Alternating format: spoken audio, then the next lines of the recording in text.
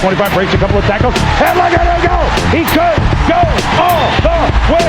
Touchdown! Winning is not a sometimes. It's an always. Winning is a habit.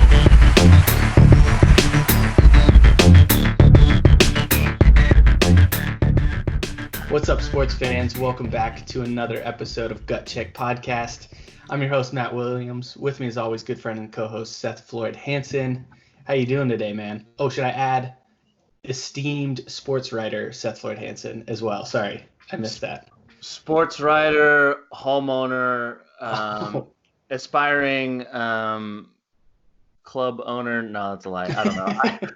I went Tom Haverford. I panicked. Good, man. Just living the dream, getting by in summer. We started out here in Texas, like high school teams can start practicing. Nice. Not really. So what they do in Texas is you can have your summer workout program that's an hour and a half long, and then you can also have like a skills practice for your respective sport. So I've been working with the high school this week, and then next week the middle school gets after it. So yeah, some normalcy coming back, you know what I mean? So yeah. I'm sure some of our fans who like aren't from Texas are listening like, wow, middle school is like going all in on it, you know? It's literally it's run like the training is done by a third party, at least for us. Not every school does it, but ours. Yeah. It's done by like a third party. So they train the high schoolers. The same exact people are going to train the middle schoolers in the same way, same intensity, just like less weight. And all the varsity football coaches will be out there for the middle school. Like it's intense, man. It's pretty crazy. So. And that's 6 through 8 for middle school there, right? 7 and 8. 7 and 8. Okay. Yeah, 6th grade is a part of the middle school, but they play just like Optimus football or Pop Warner or whatever. Gotcha. It's not till 7th grade that they start, but everything is done simultaneous, like with the high school for the most part. It's crazy. Yeah. Have you seen some middle schoolers like practice with the high schoolers already, or does that not really happen? No, I mean like officially, or you just like calling up some kid, you know, he's in 8th grade, but he's a stud. Well, so we have a kid who's he's going into 9th grade this year, and he's 6'4", athlete, plays receiver. He's got some.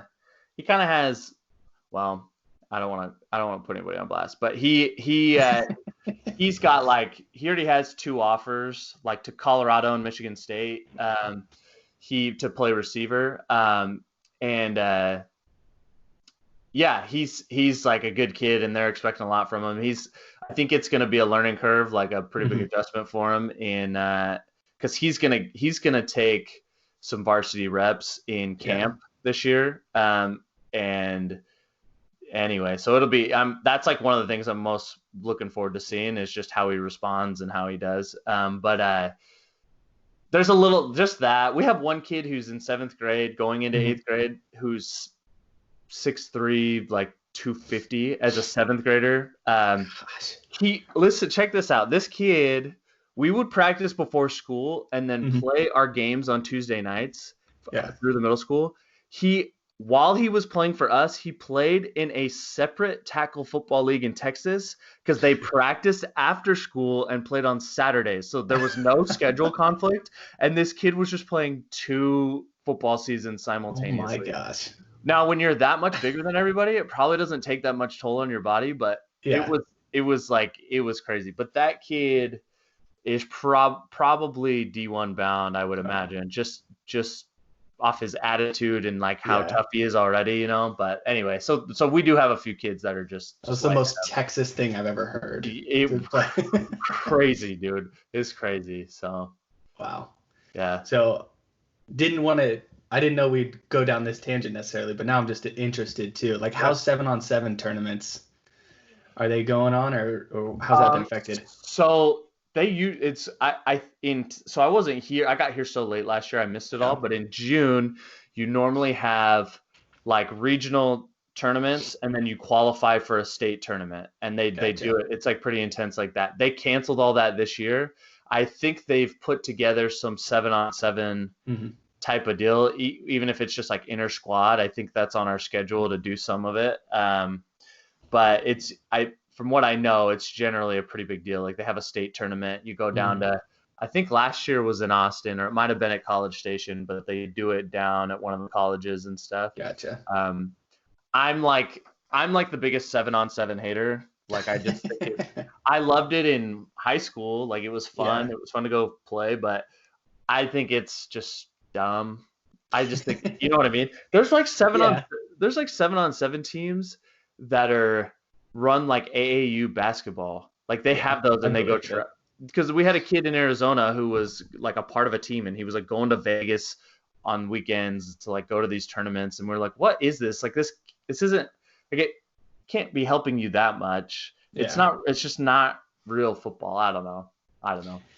No, I think there are a lot of people that see quarterbacks, especially coming out of these like big 7-on-7 camps, and then it's kind of a downfall because you become this rhythm quarterback with no pressure, know, and all that kind of stuff, and that's not how football's played, of course. So I think it's a good supplement to training, but if it becomes the way you train, it's not going to be effective. And if you're offering kids off of it, I think colleges have learned. I don't know how big of a deal that was, but like I think they've learned. Obviously, you're not going to judge a guy off it, or his complete evaluation can't be off it. So anyway, I just get over, like, I know that when we were in high school, like swag was like a cool thing, right? Like you want to have the armbands and stuff, and like that was fine, but it's like it was maybe out of control when we were in high school. It's definitely out of control right now. And 7-on-7 does not help that thing. I was joking with some of the coaches. We were talking about that, like swag, like whatever. We were watching the receivers, and I was like, dude, if I ever rise to be an OC or a head coach, like all my receivers are going 3-point stance out there, like old school. Like we are gonna beat the swag out of you, and once the swag is gone, then I'll let you stand up and run from a 2-point stance. Oh my gosh. Yeah. Bringing it back. I respect it, I guess, man. Bringing it back. But fans, as you see, if there's no other sports around, this is what we're going to talk about. We're going to talk about some high school 7-on-7 tournaments. Hope you guys stuck with us through that. So we are talking basketball today. We're talking some NBA. That's the sport that's coming back right now. It's official. It's on the books, July 22nd. It's coming back, and possible end date October 12th, which we'll kind of get into later. But just wanted to break down the 22 teams that are coming back, what the tournament, I guess you could call, what the Orlando playoffs, as they're calling it, is going to look like, and then just some interesting things to watch while we do. So first thing right off the bat, 22 teams, 13 from the West, 9 from the East. They're all going to play in Orlando at the Disney World Sports Complex, as they call it, and they're just going into that bubble.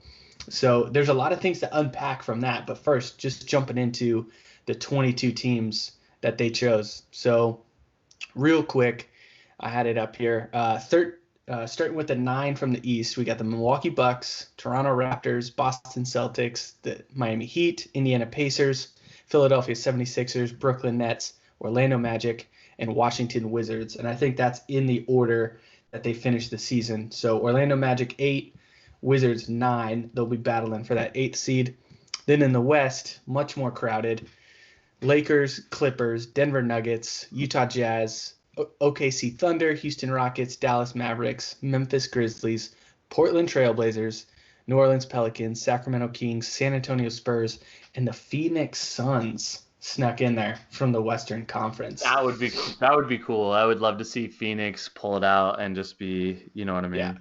Yeah, definitely a young team, and that's an exciting one. But just right off the bat, I mean, let's start with the Eastern Conference, because I think there's kind of just less up front to talk about. Yeah. What are you looking for from the East? Well, I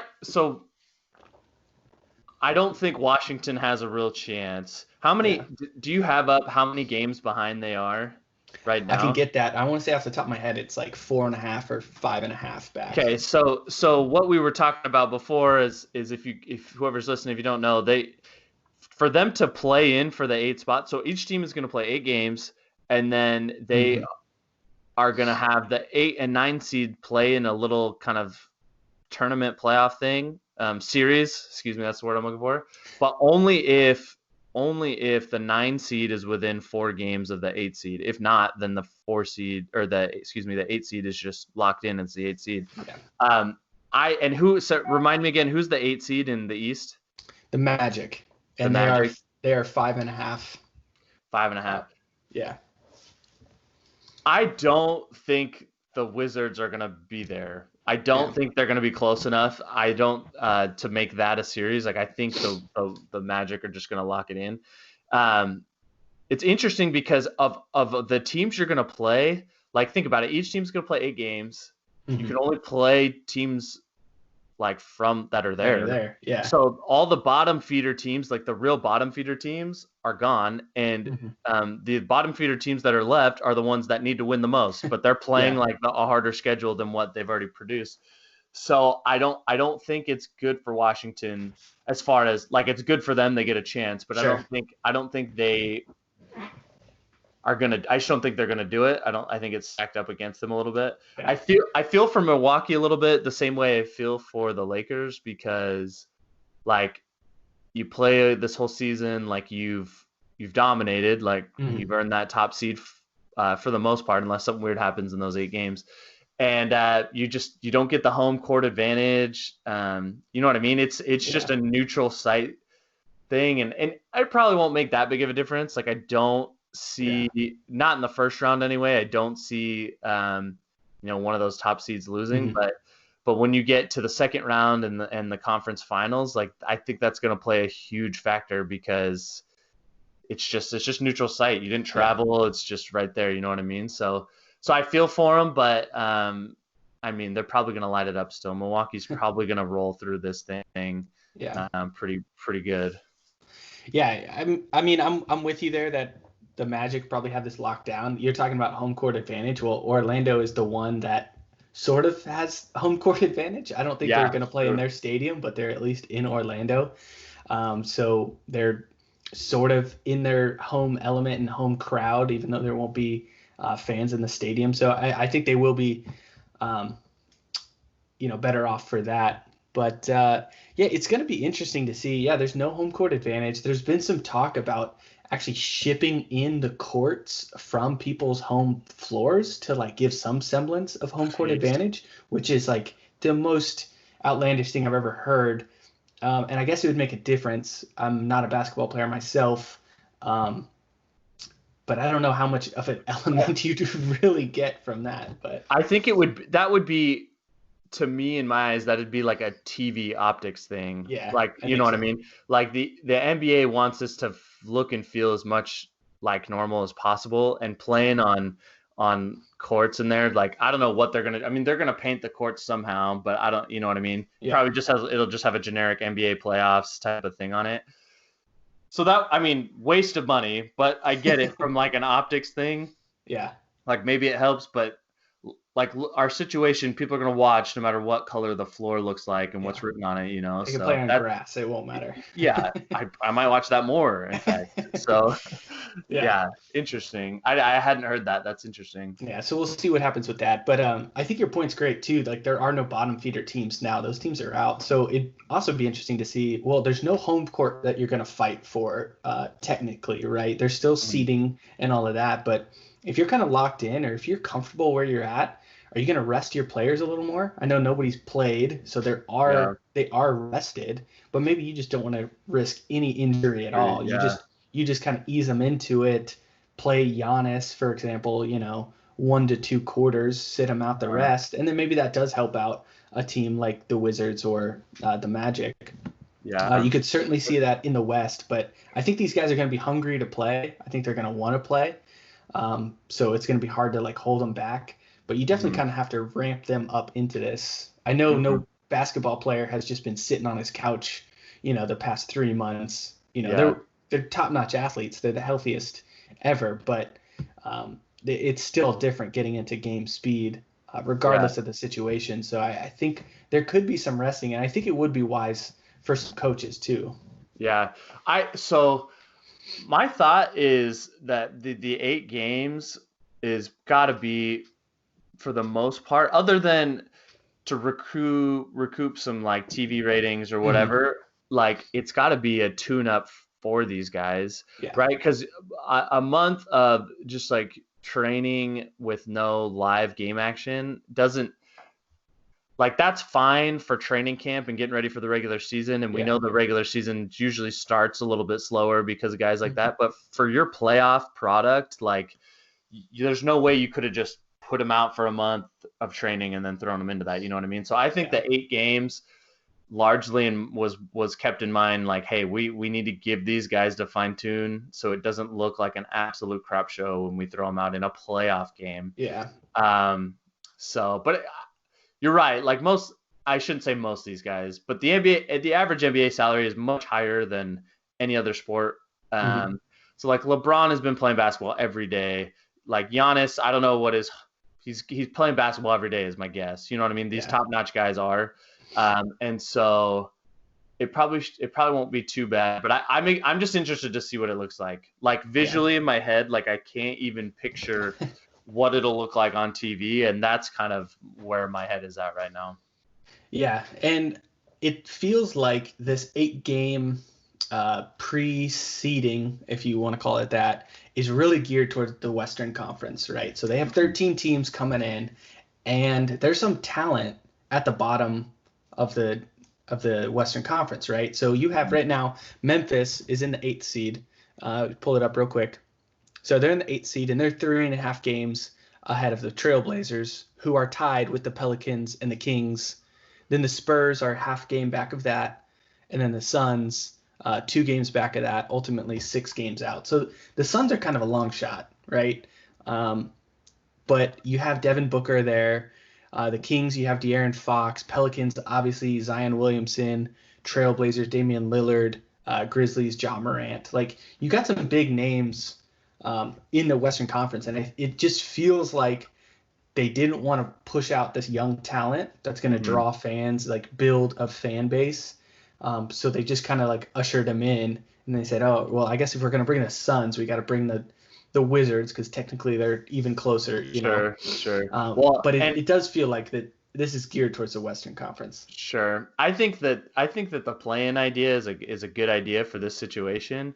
So, and to obviously to have a play-in, you're going to have the 9th seed there. So, you're right. You're definitely right. There's definitely young talent, especially in the West. And after like the Lakers and the Clippers, like it's pretty jumbled 3 through 8. And so you're gonna get good games in those 8 games. I think you're going to get some really good games, but you're also going to get some great matchups, especially without home court. Now, like obviously home court is fun, like that makes, because it's like a challenge, but it might be refreshing to see just like neutral site play, like see how these guys do. But I think the West is going to for sure have some good games and probably some upsets. You could see the Lakers lose in the second round, or you could see the Clippers lose in the second round, which probably wasn't anticipated with a normal playoff system. So I think what's exciting right now is Oklahoma City Thunder, the 5 seed, the Rockets is 6. I mean, if you want to talk about storylines in basketball, the Thunder being number 5 right now, when they like got rid of everybody and threw it all on Chris Paul's shoulders, and he said, all right, that's fine. Let's do this. You know, people thought Chris Paul was going to sit out, demand a trade, try to go to a contender, and he made the Thunder a contender. And I think they absolutely could upset somebody, especially where they get seeded. So right now they play the Jazz. I think they could beat the Jazz without a home court advantage in Utah. If they fight for a seeding, they, move up. They play the Rockets or the Mavericks or something like that. I mean, you could see some movement because, like you said, it's jumbled there. They're only 4 games back of the 2 seed right now. So we could see some movement. The fact that the Rockets are where they are, where they're the 6th seed, oh my gosh, that's astounding. Like, what is that? How is that possible after, I don't know. Like, it's weird because the NBA is such like it's all about superstars, right? And like that's how you win. You got to have a guy who can create his own shots, who can score at any time for the most part. And like James Harden is like like that's what he is. He's a walking bucket. But for some reason now, a few years ago they were game 7 against the Warriors. Like they had a real shot. But other than that year, they've just kind of been underwhelming and you know what I mean, and disappointing. And I hope so. Like that's a series I want to see. I want to see OKC and the Rockets play each other. Yeah, that's what I'm hoping for too. Westbrook and Chris Paul go at it after being flip-flopped on teams. Like that would be really cool. Yeah. But yeah, I hope. I'm just like that's when you say like what are you looking for? Like I just want to know. I would love the NBA to like release more information of what each and they probably will of like what the court is going to look like what is the optics of the program going to look like. If they'll do stuff to like hang banners or hang colors of the team, have you know what I mean, something to give it feel, because if it looks like a summer league basketball game, like I'm still gonna watch, but like it's definitely gonna be underwhelming. So you could do so many cool things too, right? Like change up the camera angles, maybe get some like sort of sky cam in there. Mic up players is always a fun option. That may be more tough because like baggy basketball shorts, I don't know if they want to have a mic clip to it or whatnot. Mic the coaches if you can, which they do a pretty good job I think already in timeouts. I'm hesitant because if there's no crowd noise, are we just gonna hear their shoes squeak for like 3 hours, which would just drive me crazy? I mean, you already hear some shoes squeaking, especially in college basketball. I think it's going to feel like that. But it could feel like watching March Madness too, which March Madness has like the best fans, which is so cool. But those are neutral sites, essentially. So it could feel like that. And I think that would be fun to watch. Yeah. I'm one who's like, I know a lot of people they don't want like crowd noise being pumped in because they want to hear what the players say. And that's cool. But I just don't think the NBA is going to allow that, or ESPN is going to allow that, right? Like guys saying stuff, because anyone who's played sports in a competitive way, like stuff gets said that you can't say anywhere else, and like a lot of fricks and hecks. Exactly, and darn it, and like they're not going to allow that to tarnish like the NBA's image, you know what I mean? So when there's a big shot that's been hit by the home team, like I want to hear some crowd noise, and maybe I just like, for me, that'll like give me comfort because it'll feel like so much more normal. So that's, I don't know. I guess those are my biggest like not even concerns. That's just like what I'm looking forward to the most, because like I want to be able to feel like it's fairly normal. But I don't know. We'll see. I don't know. There's a big push for like they don't want any of that, and for that reason they're trying to push to let the players say what they want and let it be heard, which obviously would be cool. I just don't think it's realistic. So no, I think that's a great point. I've been trying to watch this Bundesliga that's back on, no fans, and I think the first week or so they didn't put any noise, anything, and then I turned it on last week, and now they have some crowd noise building up there, and it does feel just, it's almost like white noise, especially in soccer, because soccer is just like constant, but it does feel better that there's something in the background, to kind of make you feel like you're at a normal game. Soccer, especially, the fans build up, as they start moving towards the goal, and on a shot, it gets louder and all that kind of stuff. Right. So I think that would be the most interesting part for pumping in fan noise, especially in basketball. You kind of have like the white noise in the background, maybe a few defense chants or whatever. And then after every shot, how much do they cheer? Do you pump it louder like later in the game, certain situations? And then you have to have a limit as to what you can pump in. And then how do you decide home court? I guess, they get more noise versus the away team. I don't know. It's interesting. There's a lot that would go into planning pumping in crowd noise. People may not think about, but several years ago the Falcons got penalized because they were pumping in crowd noise with fans already.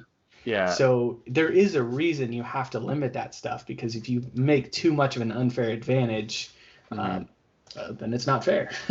Yeah, and they're definitely not the only team that's done that. If one team's doing something, you Yeah. kind of bet that another is doing it, copying them. What do you think about playing into October? So the schedule going forward would be a potential October 12th would be like Game 7 of the NBA Finals, and then like December 1st being the next start date for the next season. Like that, I can't believe they would do December 1st, but there must be some reason on the back end of why you wouldn't wait till like a Christmas Day opening. But what are your thoughts on that? So obviously the first concern is you're competing with NFL first. You're probably going to compete with baseball a little bit. Whatever baseball looks like, we're yet to find out. But the big concern is you're going to compete with NFL and probably college football.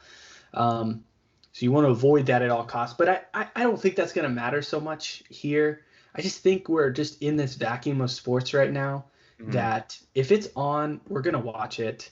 I think basketball fans are going to be basketball fans. It's the finals. So, if exciting teams are there, if LeBron James is playing Giannis, if Kawhi Leonard is playing Giannis again, really, the East is kind of lacking superstars, right? I'm trying to think of it, but yeah, it's going to come down to playing Giannis, right? But that'll still draw fans. There may be some overlap. A big Sunday night football game versus Game 3 of the finals may not compete, but I don't think fans are leaving their homes right now. They're not going to be going to football games most likely. It's still the fall, the winter, it's colder. Yeah. I don't think it's that big a concern where you have to just make sure you space out enough games to not hurt your players. Yeah. Because an injury is going to be crushing to your season. Yeah. So make sure you're still taking care of your players and then the integrity of your sport, and don't worry about the competing, because I think it's going to be fine. I mean, it for sure is a huge blow that they're going to have to play their playoffs and their finals during a football season. Like, that's not good, but you don't have a choice. Like, you have to at this point. I think that the December 1st start date for the next season is what is so weird to me. Like, why? Like, why would you do that? And I guess you're scared maybe it's going to run into football season the next year, but I don't know. They're also talking about playing a condensed season next year instead of playing 82 games because they're worried about conflict with the Olympics, which is a real point. Yeah, it's a real thing. So I don't know how much they would condense it, but just some interesting things. I think ultimately a later start date is the perfect move for the NBA. The NBA has no business. They don't need to be done in June. They need to be done like the later part of July. So starting in December makes a lot of sense. But just some interesting moves, I thought, from Adam Silver and the NBA. Yeah. No, and you've been on the record being a proponent for starting around Christmas time each year, and I think that makes sense. I mean, the Christmas basketball is a great time, and honestly, that's probably the first time I watch basketball, I think, unless there's some big matchup. But really, I mean, Christmas has big matchups already, and that's about when I'm ready to start looking at basketball again. Yeah. Usually the Cowboys are like out of it or whatever, but so yeah, that's when you can start watching, and go into the summer, because there's nothing going on in the summer besides Major League Baseball. Once you get into like July, August, if you end the season in August, I think that makes a lot of sense. Now, of course, the Olympics, that's a valid concern. You got to see what you want to do with that. Yeah. So yeah, we'll see. Yeah. I mean, it's gonna be fine. Like, it's gonna be a good experience, and it's gonna be a good thing for the NBA and for all of us. I'll be real. Like, we're gonna hit September and October, and as long as NFL has started on time, like if there's a game on a Sunday, like I probably am not watching because I'm so locked in. But you know what? You're right in that. There's probably just a bigger audience to pull from in general. Your market is bigger because of quarantine. So even though you're competing with the NFL a little bit, you're going to have more people, more casual fans tune in because they're still starved for anything. Yeah. And so it's overall, I think it's going to be a win and a success. Now, last thing that I really want to bring up is, do you think that whoever wins this NBA Finals, is there like an asterisk put next to them? Like, what do you, how do you feel about that? I've seen a lot of debates on the asterisk, and the concern with that is anytime we've talked about an asterisk in the past is for cheating, right? Like the steroid scandals and all that kind of stuff. Do you put them in the Hall of Fame with that mark? But I think sometimes you just need to put an asterisk and explain that the season's different, and it's not bad at all. So I guess my point is, I think there should be something there, and it's not to try to take away from, whoever wins that championship, but it's just to say, like, look, this is a different season. It was in a pandemic. There were no home court advantages, and it was a, truncated season with just normal playoffs, so to speak. So I think you should. I think it makes sense. Some people may not like it and may feel cheated or slighted, but at the end of the day, that's just what it is. I mean, it's a different season. Yeah. I don't have a like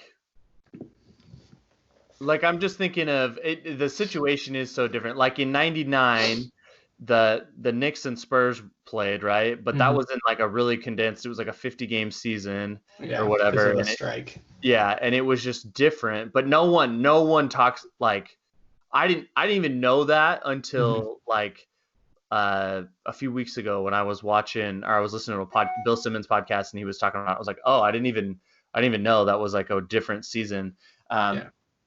I don't know if you can I don't know if anyone will ever be like that, though. Like, no one's going to grow up not knowing that 2020 wasn't different. You know what I mean? Because like a strike has happened before, so it'd be easy for that to be lost. Like in 2011, it was the same thing.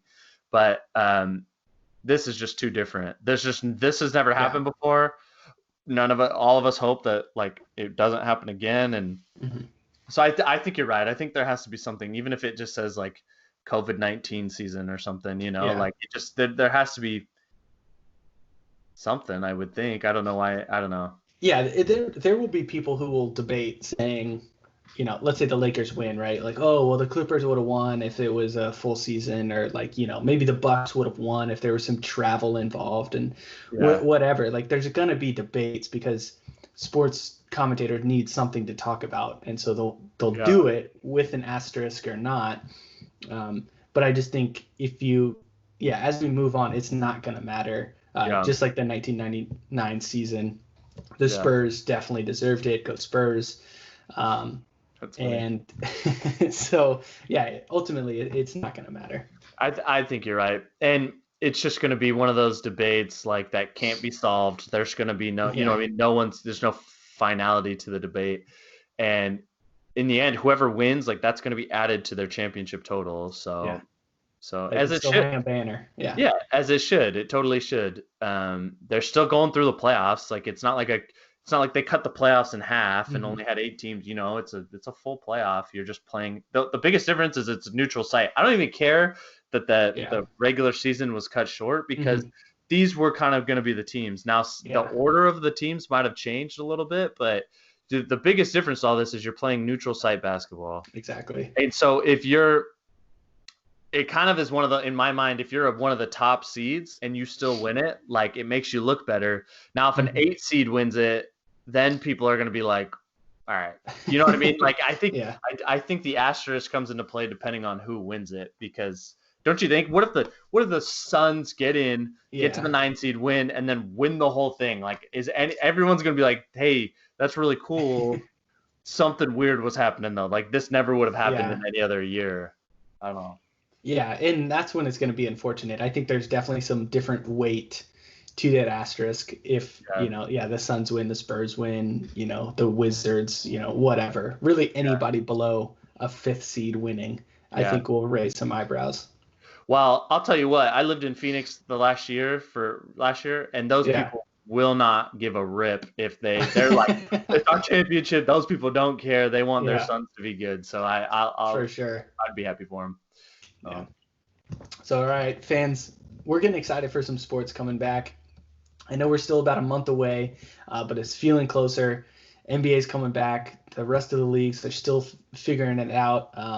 College talk about college football players starting to report and starting to work out. So yeah, big news there, and a little bit of normalcy in the sports world that we can turn to in some crazy times throughout the rest of the country. So we're here to talk sports, get you guys through this, and hopefully looking forward to some good NBA basketball. yeah, keep hanging in there. Things are getting back closer to normal at least, and I think I don't want to jinx it. I feel like we're through the worst of it. I think we're through the worst of it, but I guess only time will tell. So. Yeah, definitely hope so. So thanks for tuning in. Thanks for sticking with us. We'll be back next week. Out.